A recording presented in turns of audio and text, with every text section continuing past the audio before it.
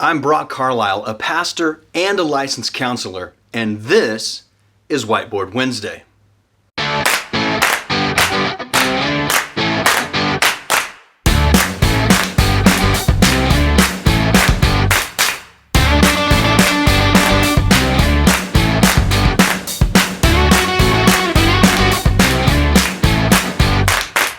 The fruit of the Spirit is love, joy, peace, patience, kindness, goodness, gentleness, and self-control. But sometimes we want to respond to people in a way that could be classified as none of those.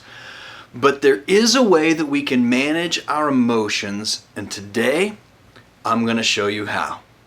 So we all have what's called a baseline emotion. The baseline emotion is when everything is everything in our world. There is some up and there is some down, but it stays within a range of what we call normal. That's our baseline emotion. There are things that happen throughout the day or throughout the week or the month or the year that can cause our emotional state to become elevated. Now, the problem with that is that we all have what's called an emotional load capacity. It's when we can't take any more emotion without having some sort of giant explosion up here at the top. That's when things are getting thrown across the room or things are being said that really shouldn't be said. Now, there are levels that we can come up to.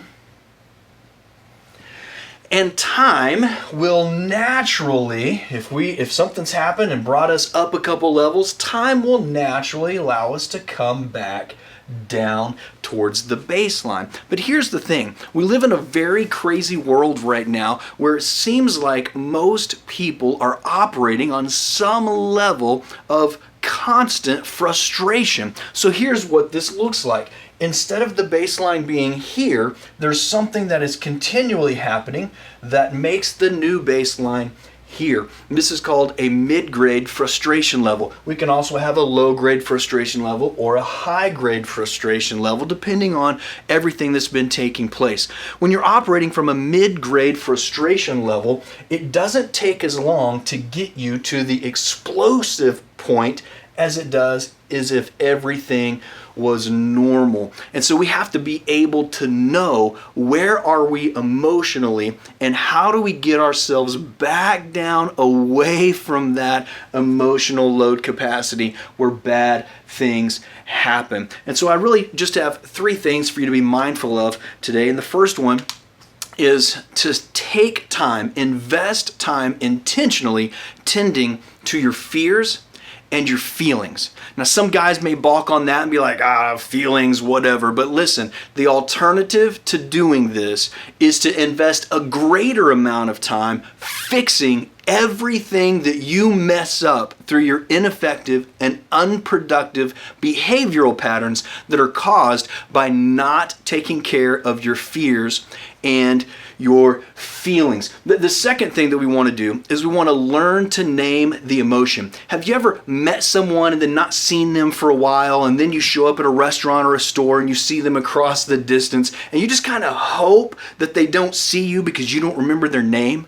This is exactly how we focus on and deal with, or really don't deal with, emotions that we don't understand. We can tell the emotion's there, but we don't know what it is, and so we just don't do anything about it. Once you can name it, then you can manage it. But you have to know what it is before you know what steps you need to take to get rid of it. So is the emotion fear? Is it frustration? Is it anger?